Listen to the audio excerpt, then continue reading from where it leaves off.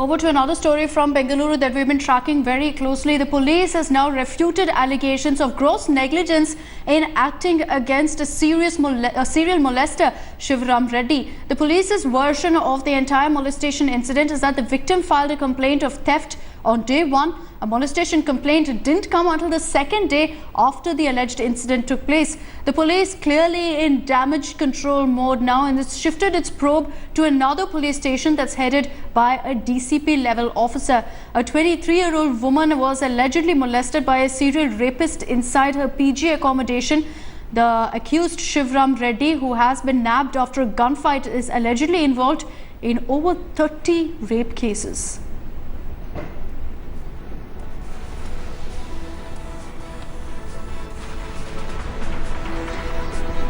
All right, and we're also getting in some breaking news. The Bengaluru Inspector General has spoken to India today. He's of course said that the allegations that the police were not willing to file a case is completely wrong.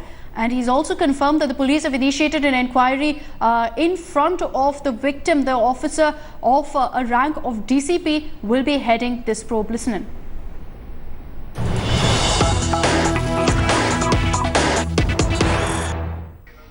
On 7th, the victim as well as the victim's family or friends, they approached me in person with the representation, spoke to them in detail. By that time, the accused was arrested. There was a scuffle and all those things you know by now, what has happened and how things are and how the developments have come up. But the victim was talking to me, and immediately in front of the victim only, inquiry has been ordered on whatever allegations made by the victim, because to satisfy the victim is the prime motto. So, an officer of the rank of DCP has been appointed for the inquiry, for the representation given to me by the victim, number one. And number two, as per her request, she wanted that investigation should not continue with the same officer. Immediately the investigation is also shifted to another officer from another police station itself. So these things are the chronological order of entire events what has happened. Nolan Pinto joins us live from Bengaluru with more details on this story. Nolan, the police clearly on damage control mode there. Hemant Nimbalkar himself coming out with a statement saying very clearly that there was absolutely no negligence by the police, but the timeline of events clearly suggests otherwise.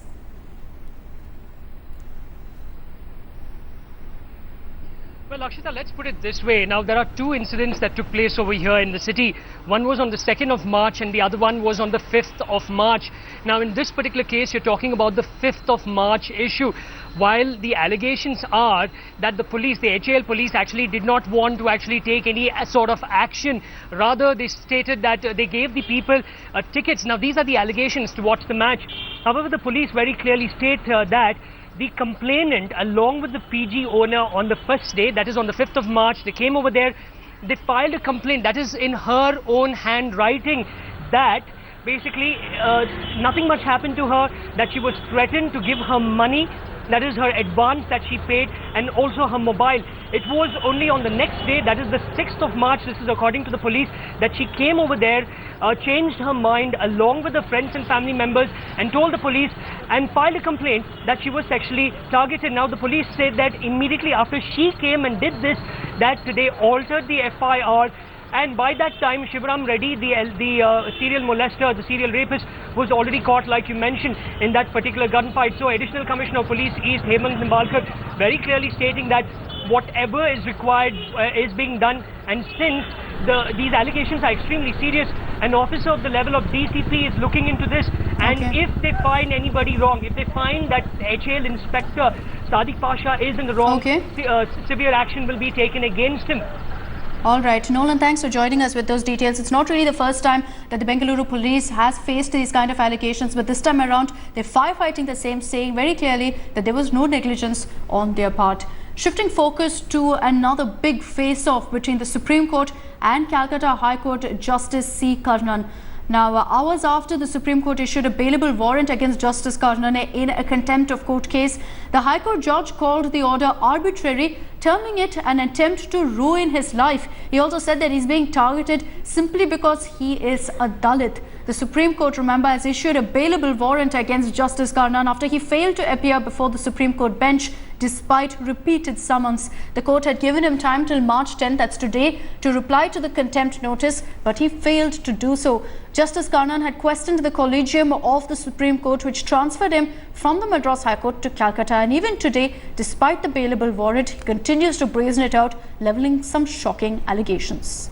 I made a representation to the Honorable Prime Minister of India. On the basis of the representation, our Supreme Court issued suo motu contempt without inquiry, without discussion, without findings. The order is an arbitrary order. Wantonly, deliberately issued the order against me in order to ruin my life, career. Evidence available on the file of the Madras High Court registry. Documentary evidence available on the file of the Madras High Court. Let's go across to Manogya Loiwal, who joins us live with more details on this story. Manogya, this has been playing out over the last few weeks, and really it's historic in the sense that never before has the Supreme Court filed a case against a sitting judge, a sitting justice there that we're looking at, Mr. Karnan.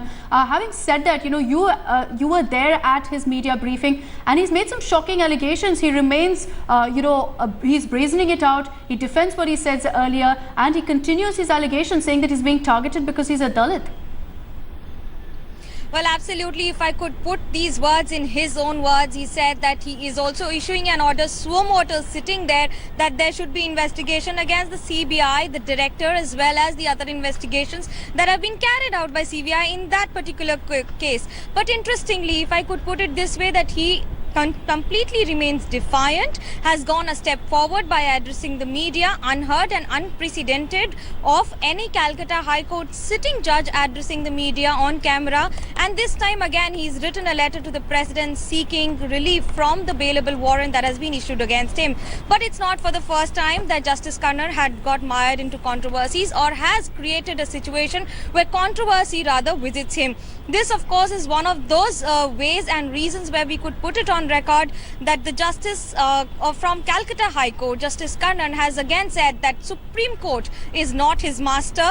There is no way that Supreme Court rules will be followed by him, or these kind of orders will be followed by him in any which way. So, of course, it comes unprecedented as far as the judiciary is concerned, not only Calcutta High Court, but also for Supreme Court, on how they would take it, on whether they would issue further orders for the kind of blatant defiance that we've seen as far as Justice Karnan is concerned, sitting in Calcutta, stating and commenting on Supreme Court and its supremacy too. All right, Manogya, thanks for joining us with those details.